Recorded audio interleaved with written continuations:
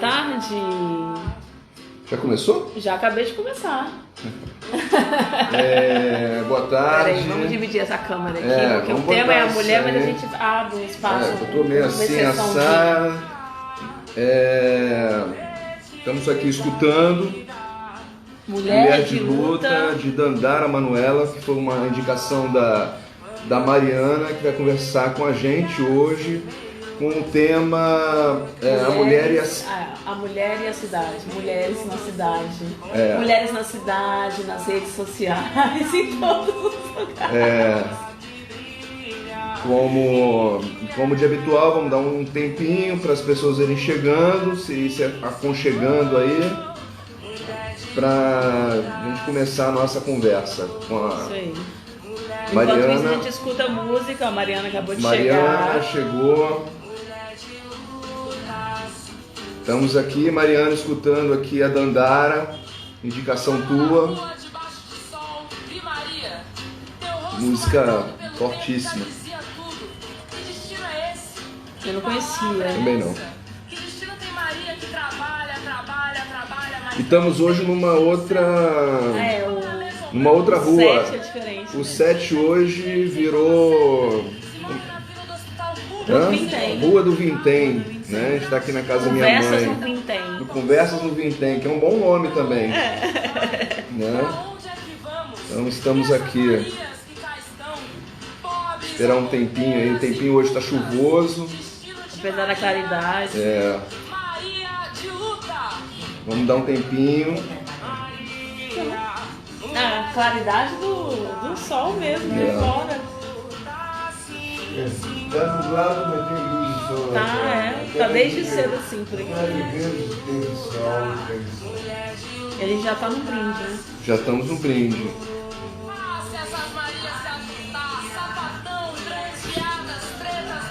Todas as Marias. Egofilia, Luiz Felipe, não é o Scolari.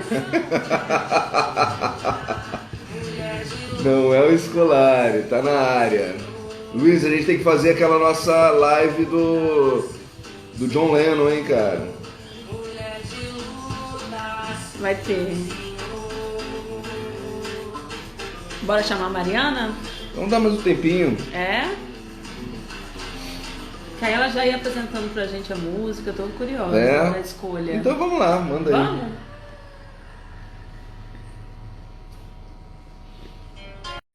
Vamos?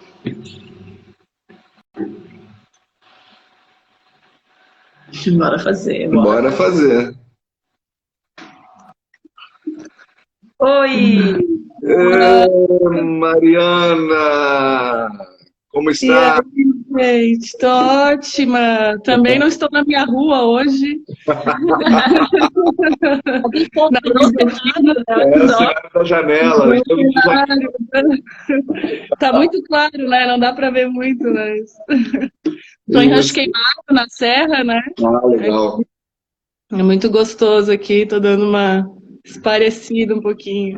Necessário, né? Muito bom. Bom te ver, querida. Bom te ver. Muito bom também.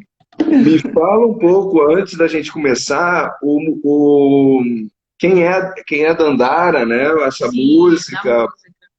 O motivo eu sei porque você escolheu, mas qual é né? Quem é essa artista? Como que você descobriu ela? Isso. A Dandara é uma cantora de Florianópolis, já bem conhecida, premiada até, né? E a minha relação com ela começou através do Cores de AID, que é um movimento cultural aqui de cortejo das ruas, né? Só feito por mulheres. Então, as mulheres com os instrumentos, né, de percussão, tem as danças também. Então, foi por meio do Cores de AID que eu comecei a conhecer a Dandara, mas depois a relação se afinou mais ainda, porque ela é muito boa, né? Ela fala de uma coragem muito grande.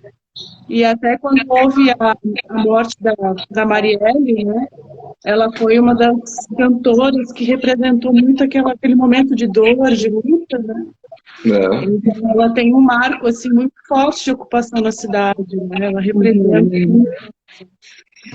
Nossa Então, ocupação. assim, conta pra gente, né? Porque o Gil te conhece, né? Eu tô te conhecendo agora nessa conversa pessoal aqui pela primeira vez. Então, conta pra gente a sua experiência, sua formação, Trajetória. sua trajetória, né? A pergunta sempre é essa, sua trajetória. Fala um pouquinho da sua trajetória pra gente. Eu acho que a minha trajetória, eu sempre fui uma militante de esquerda, né? Então, comecei já no movimento estudantil, fui presidente de Grêmio Estudantil, de centro acadêmico, depois na Universidade de Direito. E aí, depois sempre tive uma atuação muito grande na área trabalhista, daí, né? Como advogada, trabalhei com o movimento sindical, sempre na defesa dos trabalhadores e trabalhadoras, né? E aí, depois, com a maternidade, a coisa virou assim, muito para a luta pelos direitos sexuais e reprodutivos, pela luta feminista, assim, né? Foi algo que foi acontecendo a partir da maternidade, assim, que enveredou para esse lado, assim, do feminista, né? E da cidade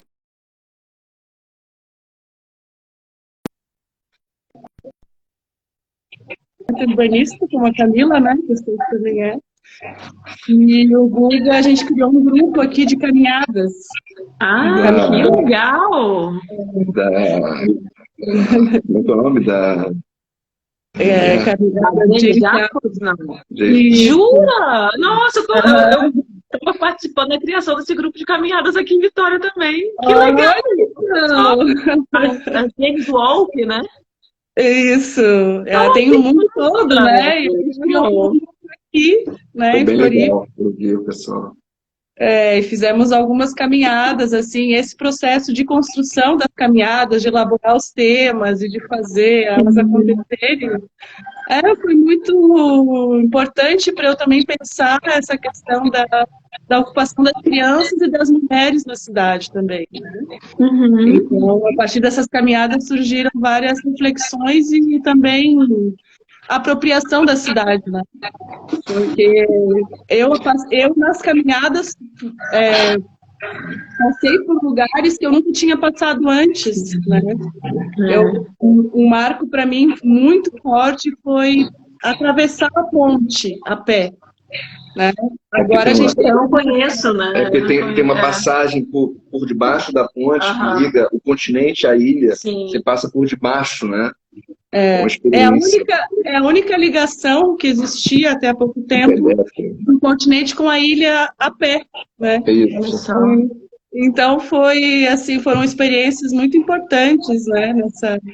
Que acho que tem tudo a ver com a nossa conversa aqui hoje. Claro, claro. E aí eu estou pensando, antes do Gil fazer a pergunta, não, porque você falou da maternidade, né? E quando você estava falando que você participava do Grêmio Estudantil, depois você foi para o grupo de direito, o curso de direito, assim, a pergunta seria assim, em que momento você se descobriu mulher na cidade, sabe? Porque a gente participa dessas coisas desde sempre, mas a colocação do gênero nem sempre fica claro, né?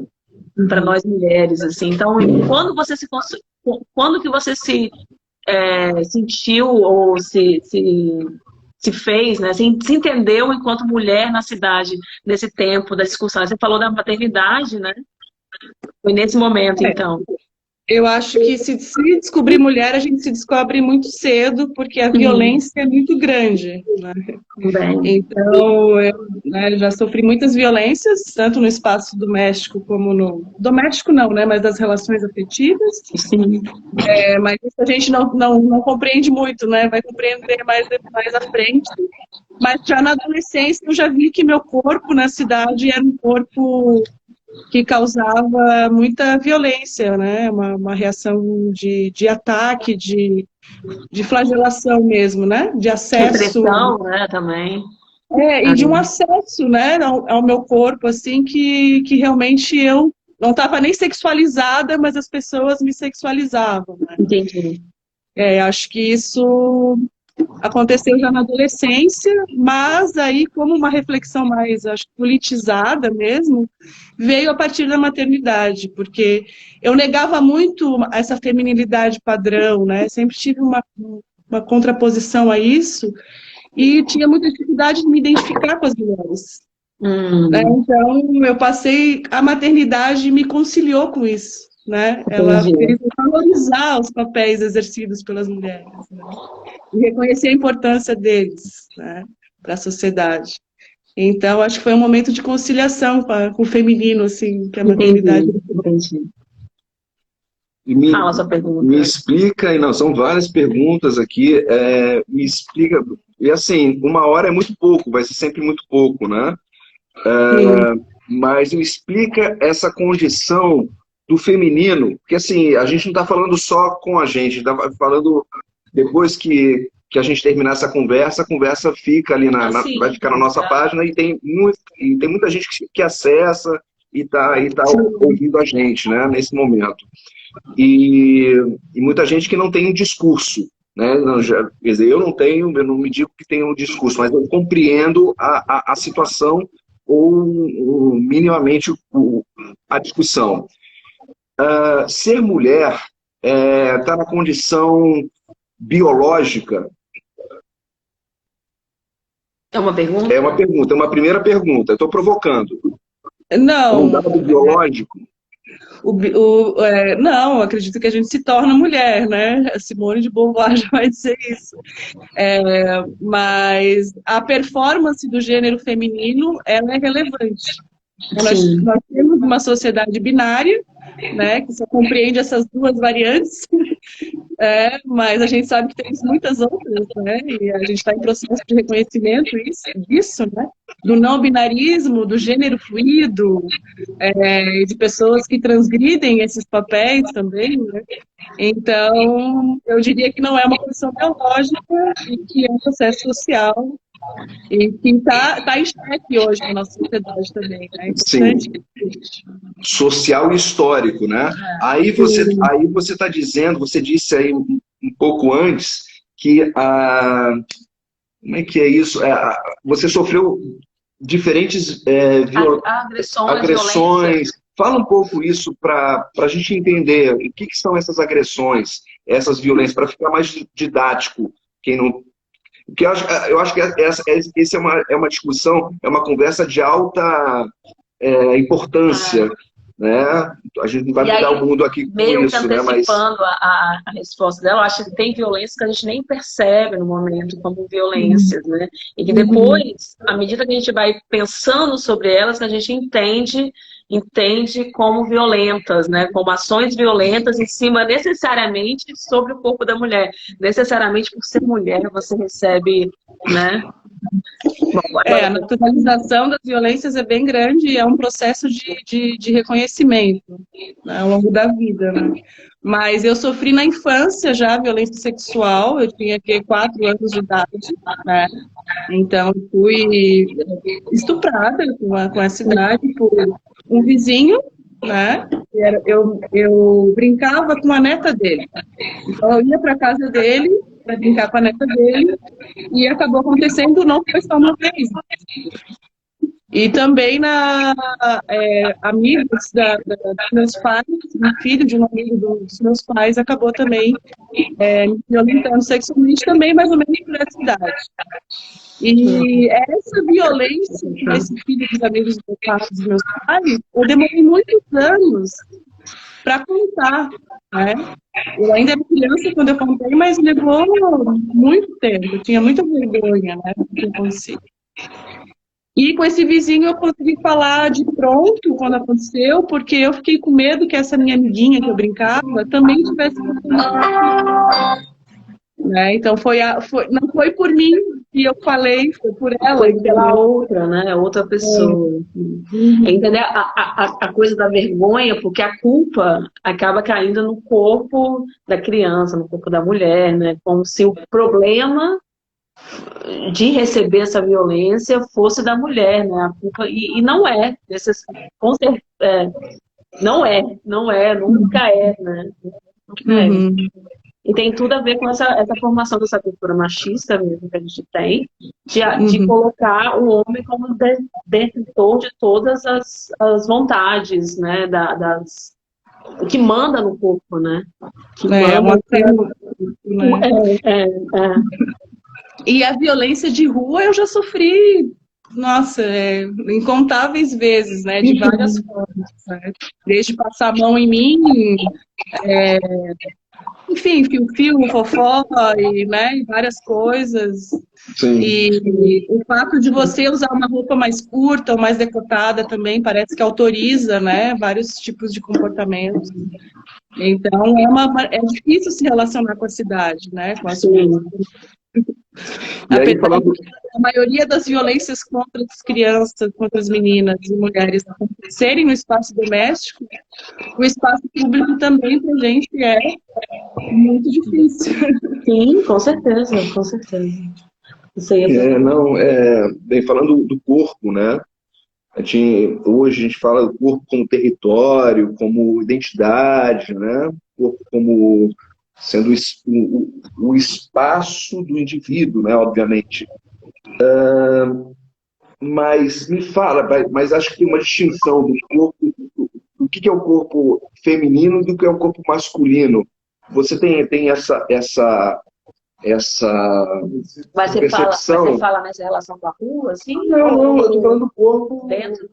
Porque existe uma. Provavelmente existe uma. Não é questão nem biológica, não. O corpo como um exercício, como uma extensão, como um movimento, como a gente estava falando aí de um ato político, né? Não sei se eu estou Não, eu não sei se a Mariana acessou. Eu não sei se eu entendi bem, mas eu acho que o corpo, nesse binarismo, ele revela uma performance, né? Uma performance de gênero. Então, se você performa de um gênero feminino, ou se você performa transgredindo esse binarismo, que são, por exemplo, mulheres masculinizadas, digamos assim, também vai objeto de agressão o fato dela transgredir essa performance. Sim. Essa performance, ela é reivindicada, né? Todo mundo. Sim.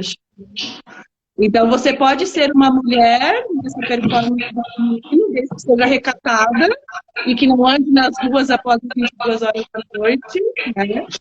E é isso. Esse é o gênero que... Mas é sempre tratado em casa. Então, não tem muito para onde a gente... Não tem para onde a gente correr. A gente tem que estar sempre reivindicando. Porque é isso que você está falando, né? O corpo masculino, né? Ou que é a representação do corpo masculino, tudo pode. Né? E o da mulher ainda é algo, me corrija se eu estiver equivocado, mas é algo que ainda está em construção. Ele já está construído numa condição histórica, como você falou, histórica e social, sociológica, como a gente queira, de papéis, o corpo como um papel definido, né? O corpo feminino como um papel definido, né? E aí, como é que é esse corpo hoje da mulher, a mulher que aí se sente espoliada, se sente alienada do seu corpo, etc., né? Como é que essa mulher hoje ela está se colocando, se impondo? Hoje, que eu estou dizendo, não é hoje de 2020, é hoje já tenho pelo menos 30, 40 anos, né? Sim, que seja, né? Mas assim, porque a lembrança que eu tenho de mulher, obviamente, a primeira lembrança que eu tenho de mulher é minha mãe. E aí eu lembro de minha mãe, quer dizer, primeiramente, eu já falei isso em outras conversas, primeiramente ela sendo sofrendo violência doméstica, quer dizer, meu pai batendo na minha mãe, batendo em mim, mas não vendo minha mãe em relação. Quer dizer, isso me assustava. E depois a violência da minha mãe, enquanto mãe solteira, entre aspas, né? Aquela coisa, a mãe solteira, e a mãe que vai para o trabalho, e vai trabalhar, e que se veste para o trabalho, e que é sexualizada pelos colegas do trabalho, pelos vizinhos, né? Então, é isso que eu estou chamando. É uma mulher que está em construção ainda. Não, entendi. Né? Eu não sei. Eu acho que a gente fica nesse tempo, eu acho que passa por essa coisa de homem e mulher, né? São só duas opções. Né? São duas opções, né? Tem toda a diversidade de posturas, de ações, de atitudes, de formas de lidar com o corpo, né? Que ultrapassam essa relação binária, né? mesmo de o homem é assim, a mulher é assim, ou a mulher pode ser assim, pode ser muitas outras coisas, né? E o que é pior, o que é pior, não, rapidinho, não, a gente está conversando. E o que é pior, eu, como filho, vendo toda essa situação e presenciando, sendo crítico, reproduzo algumas dessas lógicas. Entende? Isso que é o mais perigoso, né? Quer dizer, você é tão crítico, não, é o sistema, mas assim, é a criticidade, mas essa criticidade também ela esbarra dentro de uma cultura, né?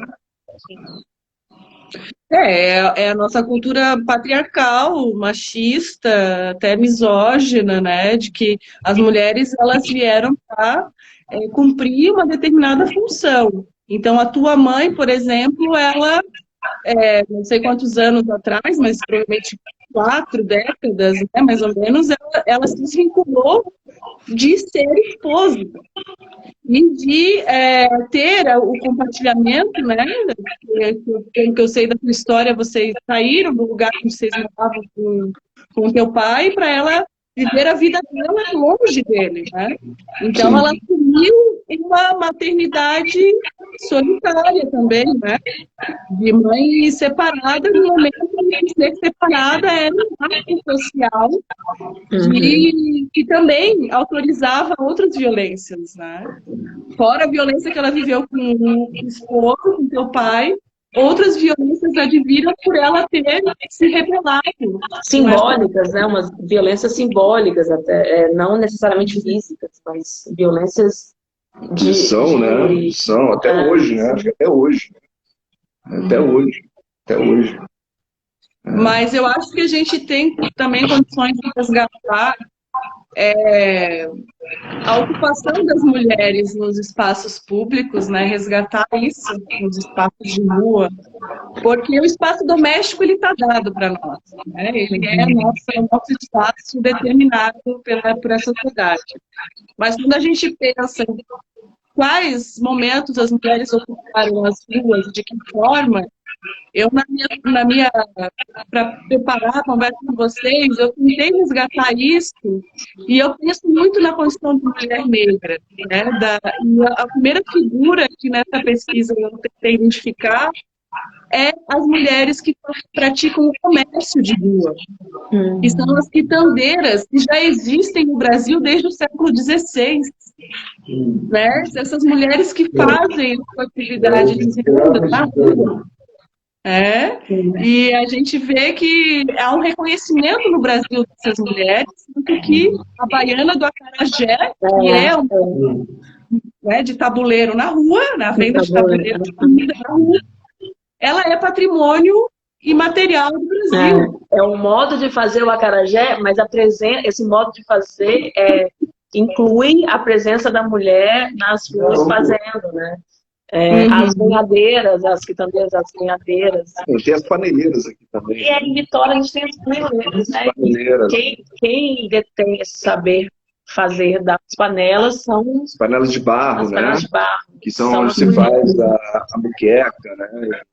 E toda a culinária capixaba, né? A culinária em relação mar, mãe, rio, capixaba vem das paneleiras. Então, é feito na panela de barro, né? Mas elas vendem os quitutes ou as panelas na rua também? Elas não. Aí o que acontece, não, os né? quitutes não. Os quitutes não. Seria mais as paneleiras, né? Porque elas dominam praticamente todo o sistema de produção. Né? Quer dizer, é algo já de muitos anos, né? Essa prática cultural em que elas tiravam, na verdade, quem tirava os que eram. Tem todo um sistema, uma parte de tirar a resina da árvore eram os homens, né? E aí o restante praticamente eram todas as mulheres. Todo o molde da panela. O molde, a pintura, a queima da escolha do barro. Desde a escolha do barro, meu time está gritando aqui, desde a escolha do barro, as mulheres e tal. Então, é isso. né? Legal. E outra figura que eu acho que é muito relevante também em Florianópolis, já existe a presença delas desde que eu me conheço por gente, então não tenho apropriação teórica ou histórica para saber desses registros, mas são as mulheres indígenas, e eu imagino que elas ocupam as ruas com as suas crianças de muitas cidades para vender seu artesanato também, né? E é uma ocupação que ela agride o branco ou as brancas, porque ela vai sentar no chão da cidade. Não sei como é que é aí, mas aqui ela senta no chão da cidade, um tapetinho, o chão da cidade é algo sujo, né? A gente vê como algo sujo, como algo que é só de passagem, e elas param ali com as suas crianças, sentam, colocam o artesanato em exposição, e é impactante para a nossa branquitude, né? Essa relação com as crianças também, a nossa relação com a cidade também. Né? Então, eu não sei como é que é aí, mas aqui faz parte do cotidiano da cidade encontrar as mulheres indígenas acompanhadas e suas crianças para vender seu artesanato. Você falou isso, eu só consigo. A gente estava vindo para cá, né? Lembrei disso também. Só consigo pensar nessa cena. A gente passou na frente de uma loja fechada, aí tinha um varal de crochê exposto e uma mulher negra, sozinha, trabalhando ali, fazendo uma coisa numa rapidez, uma concentração. Na rua, sentada na frente. E o crochê ali, e tem um varal ali com a produção dela, o trabalho dela, né? E é uma coisa de tirar o espaço doméstico de dentro da parede, o espaço doméstico e o espaço de produção, né, do próprio trabalho. Eu não sei se é o doméstico aí, eu já tenho a dúvida, assim, mas é tirar isso de dentro da casa e colocar na rua, né? Colocar porque ele está exposto, você está disponível para venda, você está, né? Você tá ali. Eu só consegui pensar nessa cena, foi uma cena bonita, assim, de ver a presença dela ali, né, na rua, fazendo o trabalho dela, não tem problema nenhum, ela estava ali fazendo. Agora aqui em Vitória, eu acho que a gente não tem, né, essa coisa de sentar no chão. Não. E sentar no chão é uma transgressão, né? Acima é muito raro ver sentar no chão. Porque sentar no chão aqui, no caso, estou falando aqui do centro, são os mendigos, né? É a condição de mendigo, né? Da pessoa que está na situação de rua, né? Então, essa é a relação. Mas mudando um pouco de assunto, mas sendo o mesmo, me lembrei aqui, falando dessa mulher aqui do Espírito Santo, né? Falando do Espírito Santo. O Espírito Santo, não sei se é o Espírito Santo, mas ou Vitória, talvez você tenha melhor esse dado, Mariana. Eu lembro de um colega que logo quando chegou aqui, tinha passado no concurso para professor, ele maravilhado com a cidade, com o estado e tal, era de São Paulo, né? Todo maravilhado. Eu falei, olha só, meu amigo, no dia da reunião, olha só, rapaz, porque ele é um homossexual, né? A condição dele ali ele se colocava assim, né?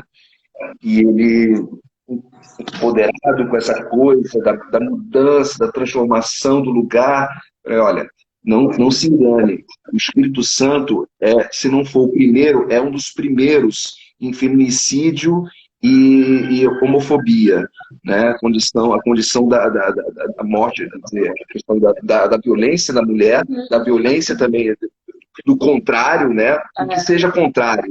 Né? Então, vem essa discussão aí que você traz. Você trouxe para nós aqui um material muito rico, né?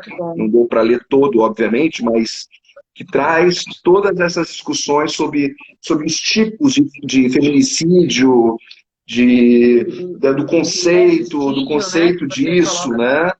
E eu acho que isso é muito importante para a gente entender a relação de poder que se estabelece.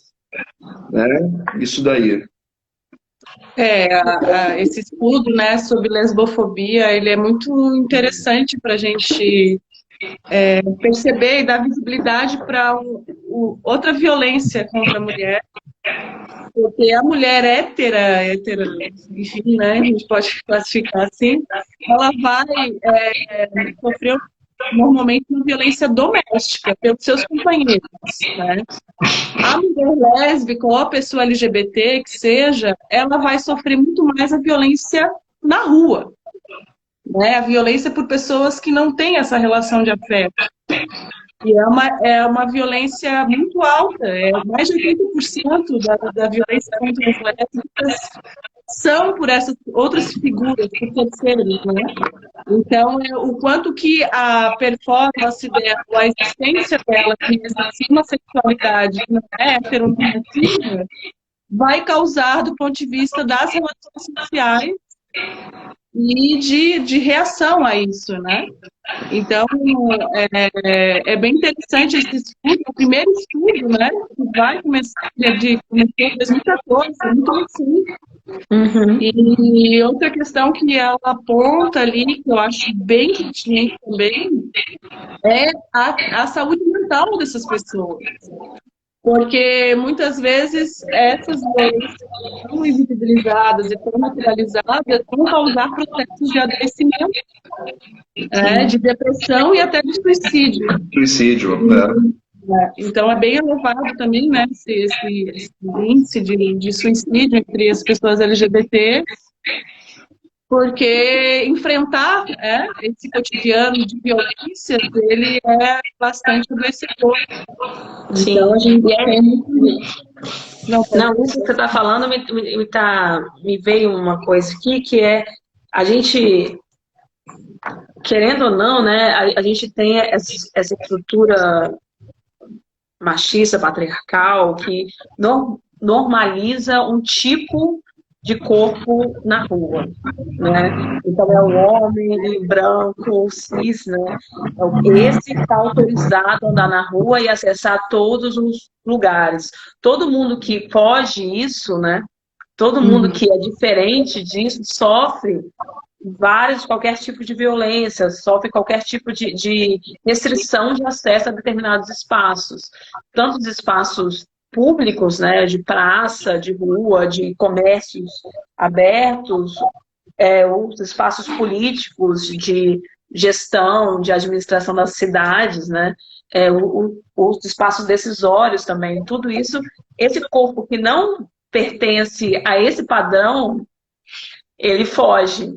E aí ele foge e ele é reprimido, né? Ele é reprimido em diversas escalas, desde a escala do cala a boca, você não tem lugar de falar aqui, até a escala de tchau, te matei, né? Tipo, terrível falar isso, mas né, nessa diferença de escala. Então, assim, me veio isso e ao mesmo tempo me veio uma vontade da gente talvez entrar numa conversa num sentido de o que a gente pode fazer para fugir disso, né? O que a gente está fazendo, o que nós, mulheres, podemos fazer, o que os homens podem fazer para apoiar, o que nós, mulheres brancas, podemos fazer, né?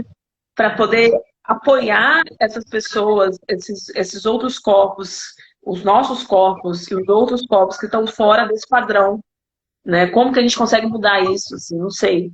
E aí me veio também esse material que você mandou pra gente, do Manifesto, que é o nome do livro, né?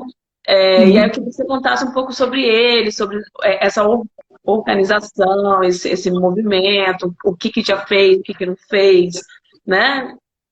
Sei lá, falasse um pouco sobre isso, porque a gente está na 2 horas, né? E aí a gente pensar, nessa segunda parte da conversa, a gente pensar em possibilidades, em outras possibilidades de atuação do mundo, assim, no mundo, né? E aí reforça, né, Marielle, né, todo o movimento que vem depois música, do assassinato, né, a música, né, o assassinato do Marielle como um empoderamento, um ponto fundamental na reversão de muitas discussões, né, que estão colocadas até hoje. Sim. Em relação a essa violência cotidiana, é curioso porque não sei se a gente tem como no cotidiano ter e tantos cuidados. A gente pode tomar o máximo de cuidado, o máximo de proteção que eles tiverem. Eu vou dar um exemplo aqui. Uma vez eu fui num karaokê, numa boate gay, com um grupo de mulheres bem diferentes dos padrões heteronormativos. Tinham mulheres trans, tinham, a maioria eram mulheres lésbicas ou bissexuais. E a gente combinou um dia de ir nesse karaokê, uma boate gay, para se divertir, para cantar e tudo mais.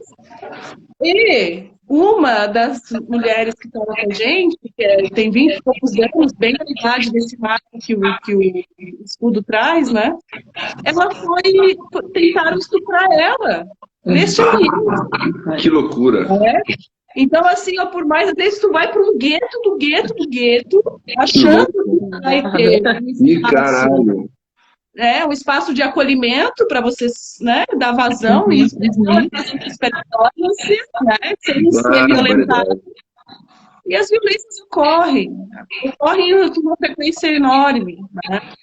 Então, é difícil. Enquanto aconteceu isso, a gente não sabe como reagir ainda. A verdade é que mas a gente tem que aprender, é um aprendizado, né? E aí, como eu atuo numa perspectiva política, né? Eu acho que a militância ela é fundamental para a gente quebrar esses paradigmas, quebrar essa condição de violência, né? Ou se opor a ela, né, minimamente. Então, quando a gente pensa no movimento feminista da cidade, ele está organizado há alguns anos, já há 4, 5 anos, numa frente feminista, que foi o 8M, e ali tem vários segmentos, né, de discussão política, que é o 8 de março todo ano. Então, tem um núcleo LGBT, né, dessa frente, tem um núcleo antirracista, e tem o núcleo das mães também, né, entre outros. E é um núcleo que começou desde o início, fruto de um tensionamento. Porque ser mãe e querer atuar politicamente é uma condição muito mais difícil, né? Como é para as mulheres negras, a gente tem muitas vulnerabilidades, mesmo no movimento feminista, que ainda não é reconhecido. Ou que as práticas não ajudam a inclusão dessas pessoas, né? Então, desde o primeiro momento, esse núcleo de mães do 8M passou a existir a partir do funcionamento dessa frente de que os horários das reuniões não nos contemplavam, né? Porque era o horário que a gente estava indo pegar a criança na creche, né? Então, assim, eram vários problemas que colocavam a gente, como a gente diz, como campanheiras, como eu diz assim, aquele grupo crítica, e a gente vai lá no dia para levar a bandeirinha, né? E não é isso que a gente queria participar do processo. Então, esse núcleo para mim foi muito importante para eu conseguir pensar também as questões da dificuldade da maternidade como posição política até no feminismo, né? E foi muito bom, e tanto que o ódio ou a raiva, a tensão foi tanta naquele momento que a gente conseguiu produzir esse manifesto. Muito bonito. Ele é um documento assim, que eu acho muito especial, né? Coloca várias questões sobre a maternidade, sobre a importância do trabalho de cuidado, né? Eu acho que isso é uma questão primordial na nossa sociedade, reconhecer a importância do trabalho de cuidado das crianças e das outras pessoas que precisam de cuidado. A importância e a colocação que o cuidado da criança não é necessariamente, não é apenas da mãe, né? Sim. Colocar a mãe tem um papel importante nesse cuidado, mas ele não se restringe à mãe, né? É uma coisa de expandir esse cuidado para além da mãe. E além do espaço doméstico também, né? A gente tem que desconstruir, né, essa centralidade da mulher ou da mãe na tarefa de cuidado, porém temos que reconhecer que sim, claro. Se a cidade exclui a criança, se ela não acolhe a criança, ela, por consequência, ela também está excluindo as principais cuidadoras das crianças, que costumam ser as mães, ou outra mulher, né? Porque não é isso. Se a mãe não pode, também é outra mulher que vai estar cumprindo esse papel, uma tia, uma avó, né? Então, E eu tô pensando na boniteza lá no mundo hoje, quando a gente foi pegar a cerveja. Do quê? Do menino sendo cuidado pelo pai, e dentro ali sim. daquele espaço, de repente você que estava ali mais Não. perto podia contar. Não, Assim. você fala, A pode gente foi falar. buscar cerveja, né, nessa cervejaria artesanal que a gente sempre vai, e aí quando a gente chegou lá tinha um pai do lado de fora, quer dizer, não sabia que era pai, mas de repente tinha um ajudante dentro, do lado de dentro da cervejaria, porque tá fechada, né? Só o público tem acesso à parte de fora. Mas a criança estava dentro, mesmo querendo participar da coisa, da distribuição da cerveja, de fazer o... E ele ali era o pai só cuidando do filho, né? Não tinha esse papel, não que não precisa ter, mas era porque foi bonito, né? Essa possibilidade e a liberdade da criança de dentro, né? Naquele espaço, que é um espaço de nossa, mas a criança estava sozinha dentro da cervejaria, que absurdo. Não, a criança estava ali usando ali como espaço de brincadeira, como espaço de aprendizagem, né? O que ele falou? Ele falou assim, vocês querem sentar aqui dentro? Né? Todo no cuidado que se aprende, né? Desde pequeno, em todos, e é possível se aprender isso em todos os lugares da cidade, né? Pouco isso. Agora, esse também acontece, é interessante, né? Esse pai esteja cuidando do filho até no seu espaço de trabalho, porque isso é comum para as mulheres, né? Mas às vezes a gente precisa tanto dessas referências masculinas, de outras masculinidades. Entendi. Muito bom, Mariana. Não, mas eu acho que se fosse uma filha, criança, uma filha, também levaria para o mesmo espaço. Sim, mas eu entendi e é válido. Essa colocação é super válida mesmo. Assim, às vezes o cara faz um isso e ele é... gente, ele cuida do filho. Ele leva o filho pra escola. Esse é o homem, é o macho perfeito. E eu levava minha sobrinha pra escola, né? Imagina. Então, ele está fazendo a sua, digamos, é horrível esse termo, mas obrigação, o papel dele como pai, e as pessoas, nossa, que maravilhoso que ele é. Estou falando só da coisa, do interessante de ver a criança naquele espaço ali, brincando, e nem era o filho do Gabriel, né? Estava ali naquele espaço como dele, né? Com a possibilidade de olhar um outro espaço, que é além da escola, além de um cercadinho, de um playground, de um lugar para isso, ele estava brincando, viajando com as coisas. E uma coisa, Mariana, falando dessa coisa da maternidade, né? Você é uma mãe que teve as suas duas filhas, né? Se eu não me engano, em casa, o parto humanizado, não sei se esse é o nome que se dá, mas fala um pouco dessa experiência da mulher, acho que é uma experiência muito mais da mulher do que do homem, né, da condição. Bem, eu tô especulando, né? Fala um pouco disso, né? Eu acho que casa muito bem com tudo isso. Quer dizer, bem, eu vi o parto, vocês me mostraram, vocês vieram aqui, o parto da Helena, uma coisa linda, né? Uma coisa que ela saltou praticamente no teu braço, né? É uma coisa fortíssima, né? E eu acho que tem uma dinâmica tem uma dinâmica que vai muito mais além dessa condição de homem e mulher, fêmea e macho. É a condição natural, é a condição do ser, sei lá o quê, né? É a condição do ser. Né? Tudo bem que tem uma marca que é quem deu a luz foi você, não foi o Thiago. Então, me fala um pouco disso. Acho que é algo para a gente conversar sobre. eu fiz essa opção, que é bastante privilegiada, a gente tem que dizer, né? Porque não existe parto domiciliar no SUS, né? Então eu tive que pagar por esse serviço, é bem caro.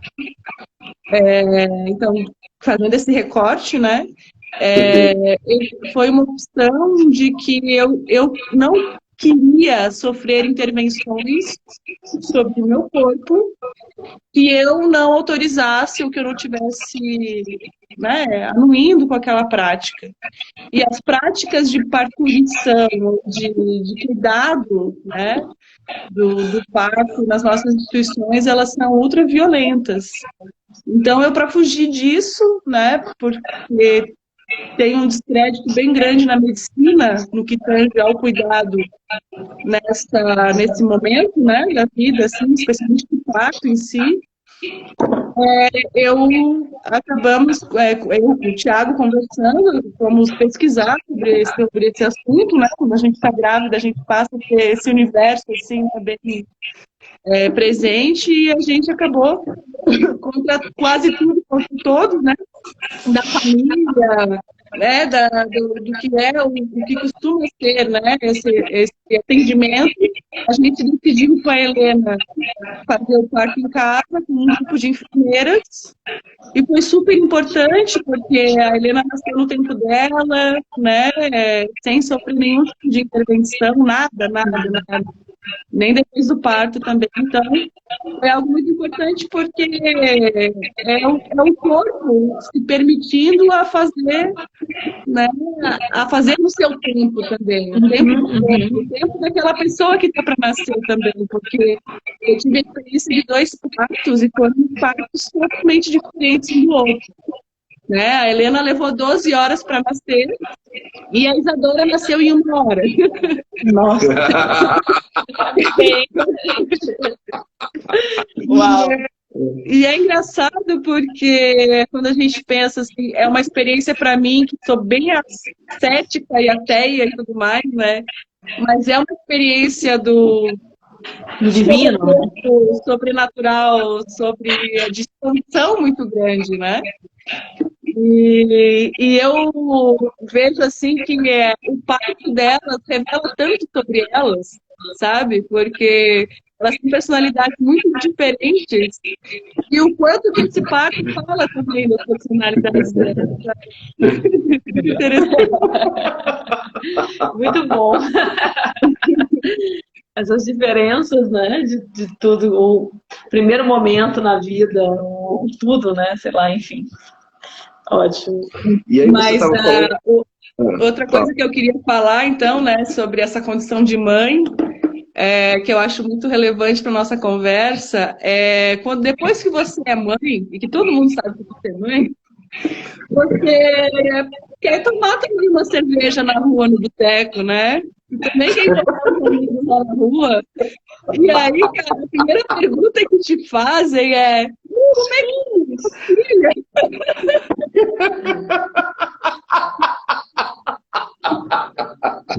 Não é? E aí, como é que você tá? Eu duvido que as pessoas perguntem isso pro Thiago, entendeu? Eu duvido. Bom, bora perguntar. E aí, Thiago? Olha, é verdade. Mas, enfim, essa responsabilidade de em quem decai essa responsabilidade de cuidar dos filhos, né? Que essa mudança que precisa acontecer, que não é só a mãe, né? É a distribuição da responsabilidade com a mãe, com o pai e com a família, a comunidade, né? Esse grupo mais amplo. Eu não sei se eu não sei conversa. Eu não sei se... Não, fala, desculpa, pode falar. Eu não sei se é consciente das pessoas que perguntam, mas eu me sinto tão fiscalizada, assim, no sentido, poxa, tu sai sem tuas filhas? Poxa, mas com que elas estão, então, sabe? Então, esse é o fiscal de mãe, né, que a gente passa por. Aí que não passei por isso, não. Já ouvi dizer que existe, né? E aí? tanto os fiscais como os entendedores, né? Vou aproveitando, onde é que está Helena e Isadora? O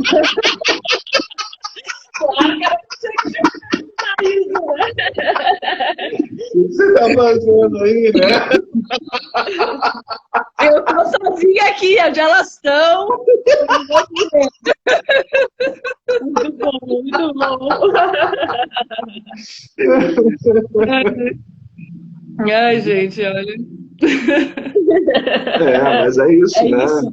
Essa condição aí são as. É o que você estava dizendo antes, as sutilezas do controle, né? As sutilezas do nosso machismo, né? Da nossa condição. E o nosso também, né? Corpo, Porque né? nem só homens fazem essas perguntas para você, né? As mulheres também fazem. Normalmente são as mulheres. Que você pega, assim, Sim, as mulheres também, né? você pega uma mulher grávida e aí você esquece. É como se a mulher fosse apagada e só interessasse a barriga, né?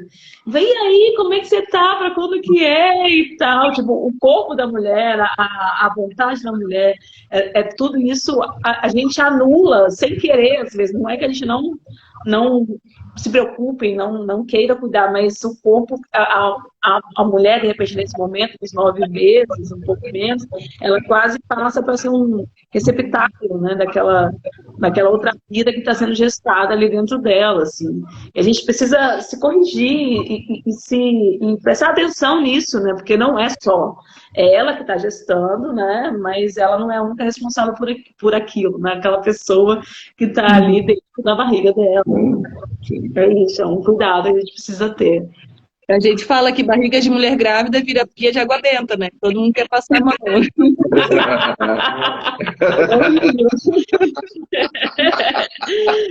bem, né? Já chega chegando ali na barriga. Chega. A mulher nem existe, né? É a barriga. Já quase uma provocação já final aqui.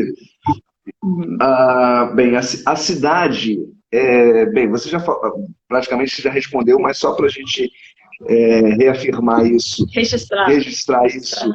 A cidade, ela é feminina? Então, essa é até uma polêmica que eu queria trazer, né? Também discutir isso, porque ela é feminina, né? Mas como é que o feminino está representado ou subrepresentado nela, que é o relevante. E é interessante, a gente só tem um símbolo assim, muito importante disso, que é as nomeações dos espaços. É isso que eu pensei agora. Né? Porque a gente quase não tem mulheres nomeadas ou monumentalizadas através dos espaços públicos, das ruas, né?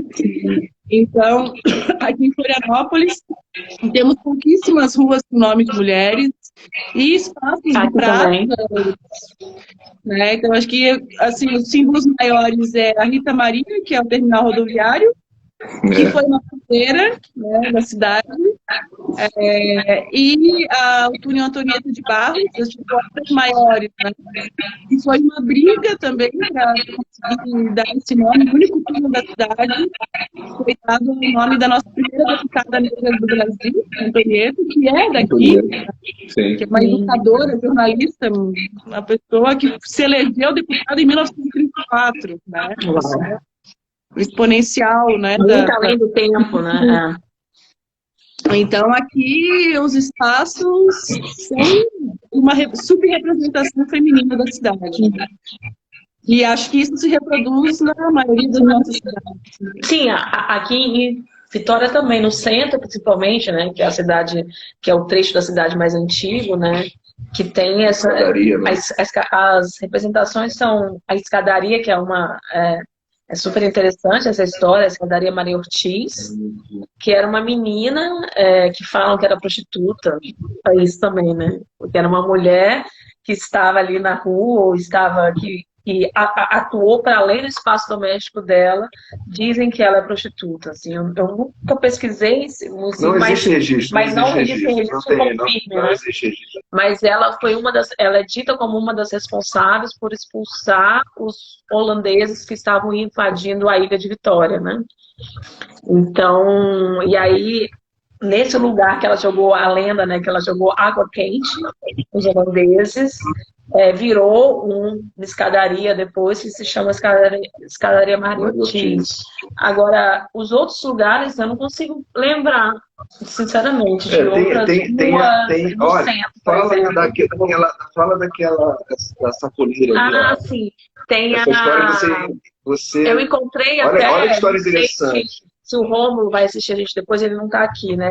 Ele é um pesquisador, um estudante de arquitetura que apresentou um projeto que chama o Estandarte Negro. E aí ele foi buscando referências em vários lugares, e aí, poxa, esqueci o nome da moça, né, da sacoleira, que não é sacoleira. Mas ele representou, porque existe essa escultura, que eu acho que no centro é a única escultura feminina, eram né? esses personagens, assim, locais, que é uma negra. Isso. A escultura representa uma mulher negra, mais idosa, carregando uma sacola. Uma sacola. E aí, todo mundo fala que era uma mendiga que pegava papel e reunia papel, era sacoleira. Poxa, Anitta é o nome dela. Poxa, que pena que eu esqueci realmente o nome.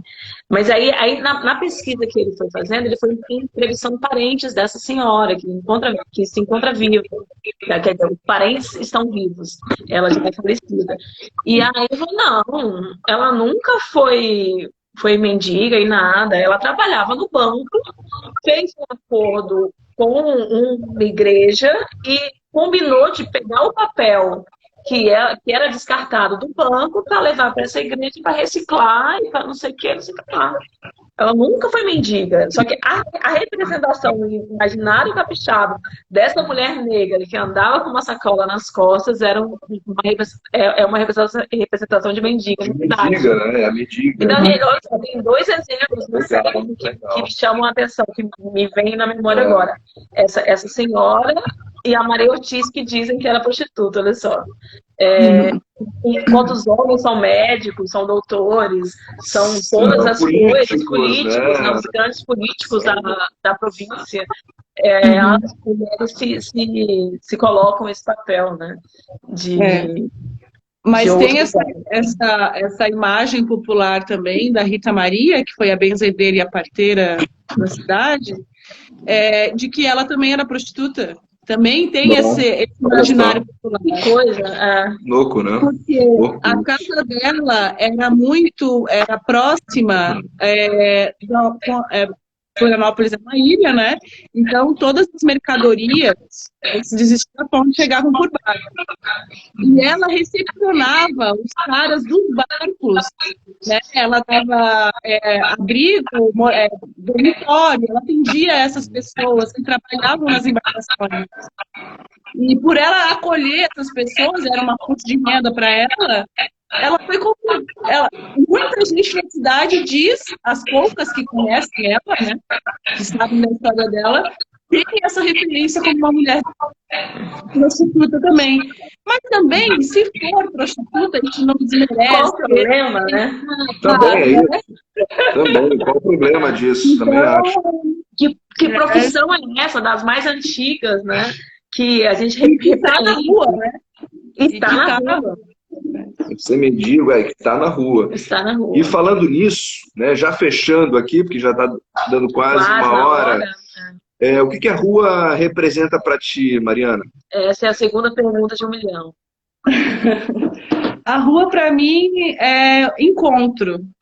Encontros em vários aspectos. O encontro comigo mesma, o encontro com a cidade, o encontro com as pessoas. Na rua tem muitas reflexões do território, de ser e de encontrar e de estar com as pessoas. É uma delícia, gente. Um luto para mim essa pandemia, não está muito. Eu sou muito te entendo. E eu quero agradecer muito as postagens que vocês fizeram antes dessa conversa. Eu chorei com algumas delas, assim. Ah, que lindo! Funcionaram demais, gente. E é tão importante a gente dar visibilidade, né? Para a ocupação das crianças, das mulheres que cuidam das crianças. Eu achei bárbaro, assim, agradeço muito, muito. A gente que agradece a você, tô com saudade de você. E quando essa coisa acabar, eu quero essas 3 mulheres bonitas aí vindo aqui para Vitória, por favor. Aqui vindo passear na Rua 7. A gente agradece muito, assim, a gente só fez essas postagens bonitas porque você disponibilizou essas imagens lindas pra gente, e muito potentes, e com muita energia, né? As imagens foi difícil escolher, assim, tem imagens bem bonitas e bem fortes. Isso. Então, agradeço demais por isso, agradeço pela sua disponibilidade de estar aqui conversando com a gente. E agradeço vários outros canais aqui. E quero conversar com vocês sobre esse tal de Gênesis Walk em Florianópolis. Isso. Também. Vamos, bora fazer aqui também. E eu estou muito, muito curiosa por te conhecer pessoalmente, Camila. Porque parece assim, maravilhosa. Quero muito te encontrar. Espero que aí ou aqui vamos dar um jeitinho depois que essa. Isso. Mas vamos Isso. Foi ótimo, maravilha, querida. Beijo para você. Grande beijo. Saudades. Tchau, tchau. Obrigada. E a gente vai deixar gravado, viu? Essa conversa legal. Tinha registrada, vamos compartilhar e é tudo nosso. Beleza, amor. Obrigada. Um beijo. Tchau. Beijo. Tchau.